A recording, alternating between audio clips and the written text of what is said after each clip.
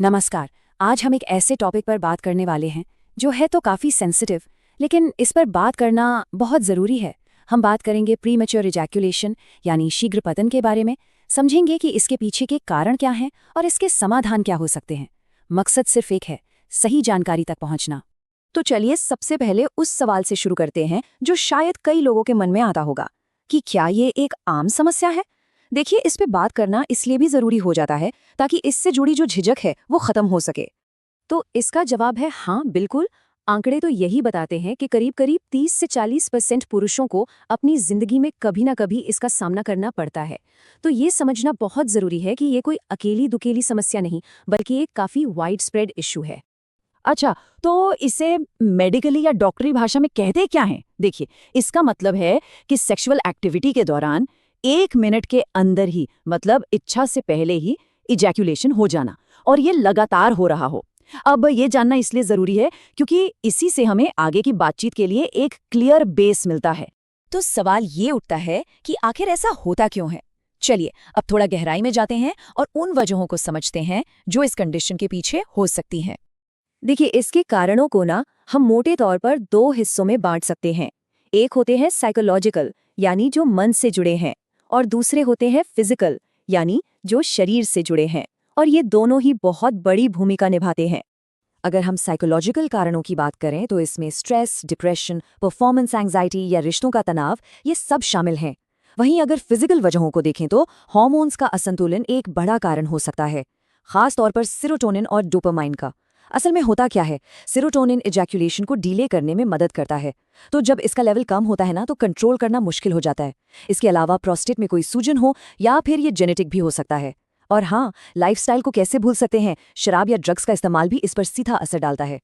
ठीक है, कारणों की बात तो हो गई, तो अब बात करते हैं समाधानों की। चलिए, सबसे पहले देखते हैं कि मॉडर्न मेडिकल साइंस में इसके लिए क्या-क्या ऑप्शंस मौजूद हैं। इसमें जो सबसे कॉमन ट्रीटमेंट है वो है टॉपिकल ट्रीटमेंट, मतलब ऐसी क्रीम या जेल जिन्हें सीधे स्किन पर लगाया जाता है, जैसे कि लिडोकेन और प्रिलोकेन वाले जेल। अब ये काम कैसे करते हैं? ये ना एक तरह से लोकल एनेस्थीसिया की तरह होते हैं, मतलब ये उस हिस्से की नसों के सिग्नल को कुछ देर के लिए ब्लॉक कर देते हैं। नतीजा, इजैक्यूलेशन में देरी होती है। तो इसके फायदे क्या क्या हैं? इनसे स्टैमिना और ड्यूरेशन दोनों बढ़ते हैं, इस्तेमाल करना भी काफी आसान है, और जाहिर है इससे कॉन्फिडेंस में भी काफी बढ़ोतरी होती है। बल्कि एक स्टडी का जिक्र करना यहाँ दिलचस्प होगा।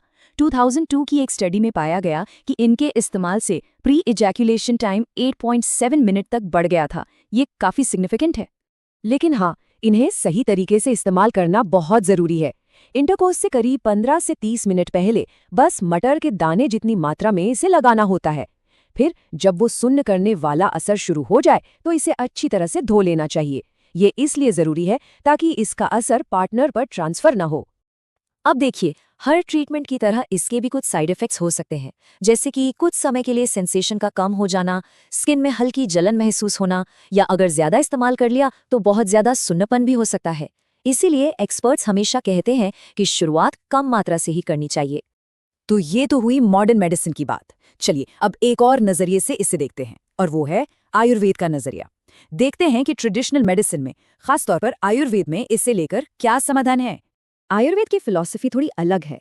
इसका मकसद सिर्फ लक्षण को दबाना नहीं है, बल्कि शरीर और मन दोनों को बैलेंस करके समस्या की जड़ तक पहुंचना है। मतलब ये एक होलिस्टिक अप्रोच है। तो आयुर्वेद में कुछ बहुत ही पावरफुल जड़ी बूटियों का इस्तेमाल होता है, जैसे अश्वगंधा, जो स्ट्रेस और एंग्जाइटी को कम करती है। फिर है शिलाजीत, जो फिजिकल वीकनेस को दूर करके वाइटैलिटी बढ़ाती है।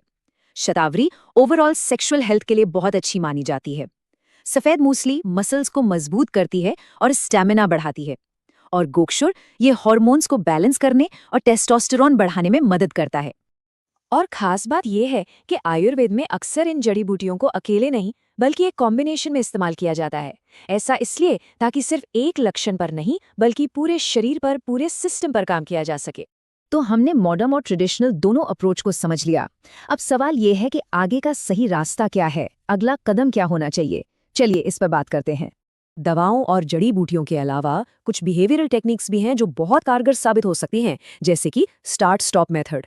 इसमें क्या होता है, जब ऑर्गेज्म के करीब महसूस हो तो एक्टिविटी को रोक देना है। एक और है स्क्वीज टेक्निक, जिससे अराउजल को कम करने में मदद मिलती है। इसके अलावा पेल्विक फ्लोर एक्सरसाइज ये मसल्स को मजबूत करके बेहतर कंट्रोल देती हैं। और हाँ, हमने स्ट्रेस की बात की थी ना, तो स्ट्रेस मैनेजमेंट और एक रिलैक्स लाइफस्टाइल अपनाना ये सीधे सीधे बेहतर कंट्रोल पाने में मदद करता है। तो इन सब बातों का निचोड़ क्या है? सबसे जरूरी बात, रास्ता कोई भी चुने, चाहे वो मॉडर्न मेडिसिन हो, आयुर्वेद हो या फिर बिहेवियरल टेक्निक्स, सबसे पहला और सबसे जरूरी कदम है एक क्वालिफाइड डॉक्टर या हेल्थ एक्सपर्ट से सलाह लेना। और यहीं पर हम इस चर्चा को एक जरूरी सवाल के साथ खत्म करते हैं कि किसी की भी हेल्थ और वेलबींग के लिए सही जानकारी और एक्सपर्ट की सलाह लेना सबसे जरूरी कदम क्यों है? क्योंकि असली ताकत, किसी भी स्थिति को संभालने की असली पावर सही जानकारी और सही गाइडेंस से ही मिलती है।